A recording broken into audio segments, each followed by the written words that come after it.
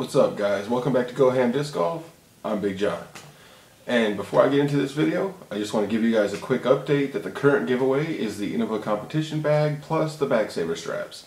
So if you're not entered into that video, you can check it out on my channel. There'll also be a link to it at the end of this video in an annotation in a new outro that I'm trying. It's not really an outro, but it's just it's something that I'm trying. So let me know what you think about, what happens at the end of the video now. So this is going to be another beginner tip video, and it's something that I think, a lot of people can use. It's something that I've had to work on in the past, and it's something that factors into just about everybody's game.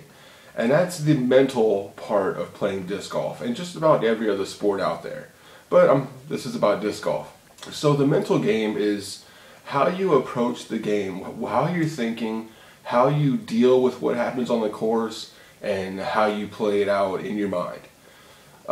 Let's give a couple examples. Let's say that you're playing a course and you're playing a really difficult hole, and you throw your drive and you shank a tree 20 feet off the tee pad. There's a couple ways you can go about handling that.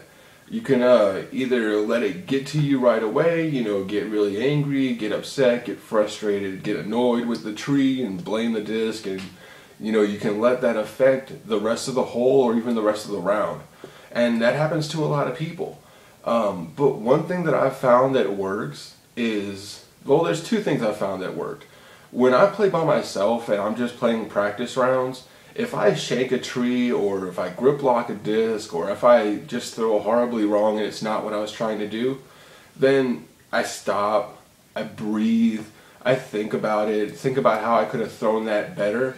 One thing I do is I'll grab another disc and I'll throw from the exact same spot just to make sure, just to give myself that confidence that I know I can make that shot. Even though the second throw doesn't count, it's good to have the confidence that you can make the shot that you just may have messed up. Another thing that I do is if I mess up a throw, then I'll stop for a while. I'll stop playing for 5 to 10 minutes and just relax and think about other stuff. And this might sound kind of funny, but if you take your mind out of the game for a minute and worry about other things, call somebody, talk to somebody, just distract yourself from what just happened, that when you get back into the game, it won't be in the forefront of your mind. You won't be making that next approach shot or your now get out of trouble shot because of the bad throw you had. You won't let that, affect how you throw. You need to keep your mind straight while you're playing, and sometimes taking yourself out of it can help out with that. Another thing that can help you with your mental game is taking your time.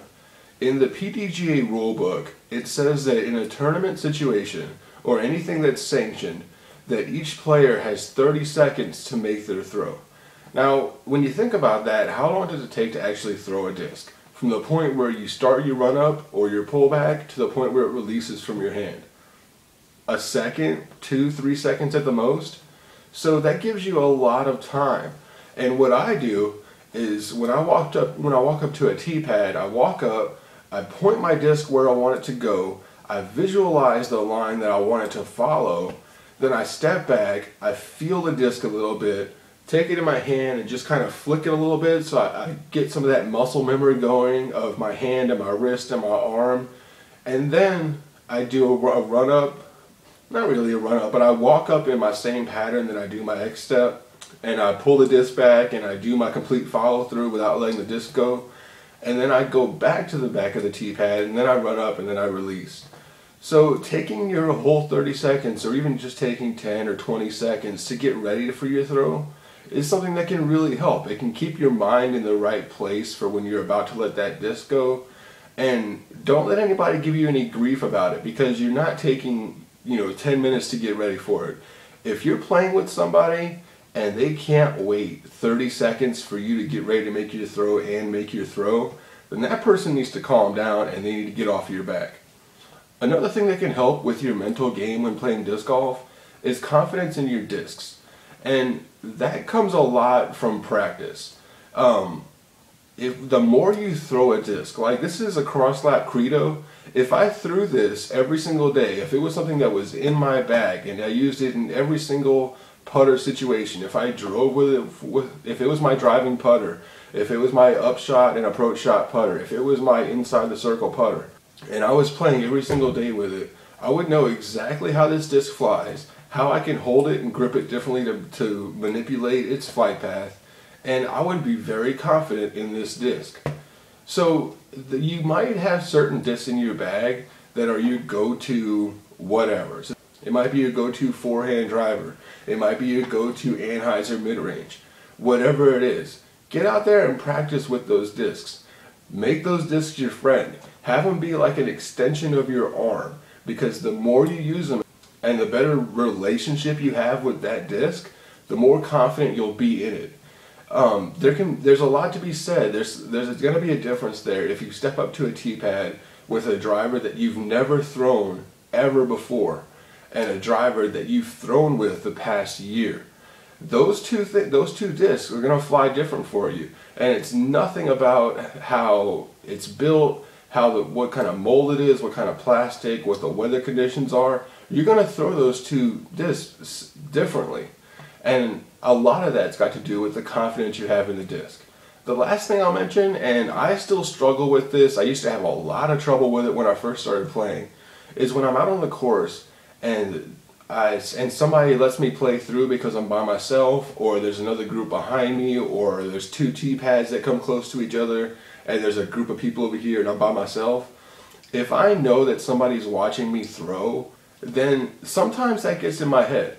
If I know somebody's looking at me and watching everything I'm doing, then I'm going to be thinking about that too much to focus on what I'm actually doing. So if somebody happens to be watching you throw or is passing by, and a lot of times people aren't even actually watching you, but that can get in your head, try and put it out. Don't even think about it. Try and almost have tunnel vision between yourself and the basket or the line you're trying to hit. Because if you let outside stuff get in, then it's just one more thing that's going to take away from your focus of what you're trying to do out there. So that's my advice on the mental game when you're playing disc golf. Think about it, guys. If it makes sense, let me know. And in the comments, I'd like to know, what do you think about the mental game in disc golf? Are there any things that you do to keep yourself focused? And if you throw a drive off of a tee pad and you hit a tree 20 feet out, what do you do to recover from that? Alright guys, I'll see you tomorrow. Don't forget to go ham.